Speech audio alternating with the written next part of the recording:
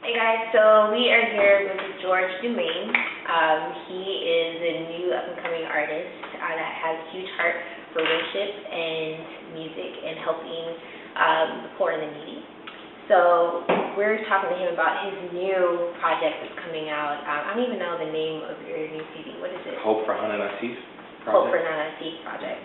So, and that's the name of the CD too. Awesome. So they're actually having a concert coming up this Tuesday, April 20th, at First Assembly of God in Gainesville, Auditorium B. Yes. Correct?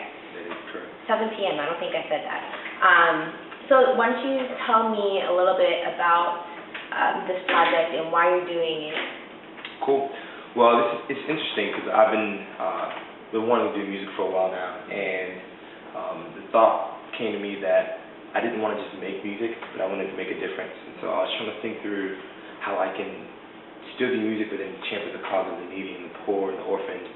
And the Lord really just put on my heart to do an album where 100% of all the proceeds would go to benefit this orphanage. And this is a college town, people are into music, and I've had quite a few people come up to me and say, "Hey George, when are you going to release an album? When are you going to do some music?"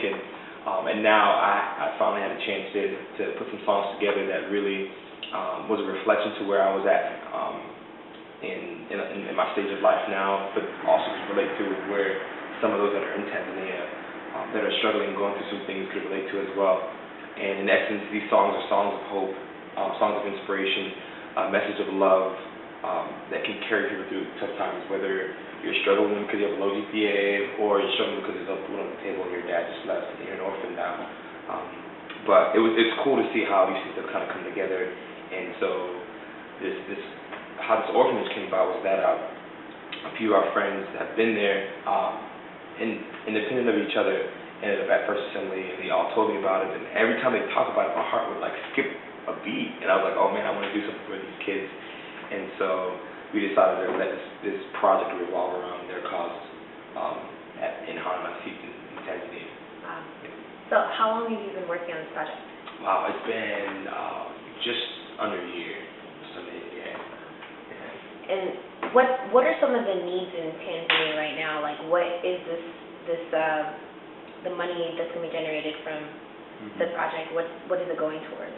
Well, the money is going to directly finance a lot of the operational costs for this orphanage in Tanzania, and the needs there are very complex, and it's a dilemma that is familiar to the sub-Saharan portion of Africa, but just a lot of poverty, and where there's poverty, there's all these other complications and hopelessness, and education and access to education is out of the world, so almost impossible for most.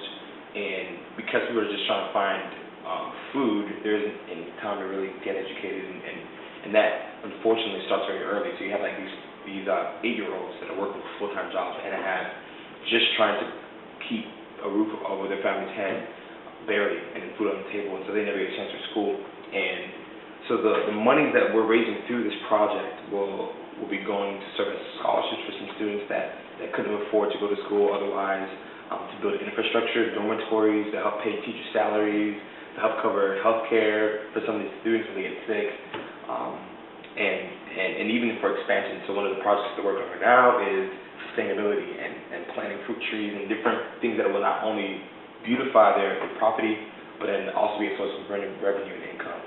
So all that money is going to be touching a lot of different things, which translates into a lot of different lives. And the cool thing is that the orphanage is about 80 to 100 kids right now, and just the potential of each life is so like, what's the word I'm looking for? It's just, the potential is just it's limitless, and to know that we're impacting that many students with something as simple and easy as music is what the catch is for me, and so all that money is going into helping those people in that way. That's awesome. So, have you been to Tanzania yet? Are you guys planning a trip? Like, what's up with that? We are planning a trip. So when I first heard about this orphanage, I was like, hey man, we can at least send some money. So when we gather together in our larger groups, we collect some money and pull some resources, and we send them some money. And then it dawned on me, hey, we can do an album project and have proceeds go to the same cause. And we were like, hey, let's actually go there and see them and meet them and connect with them. I got a chance to speak to the director on Skype. Phenomenal man. He's an awesome guy. Has a huge heart. And he said, you guys are welcome. And the moment he said, you guys are welcome to come, that was my cue to get things in order. Hey, let's plan a trip. And so it was about 12 to 14 of us that are going to be going to Tanzania in June, actually.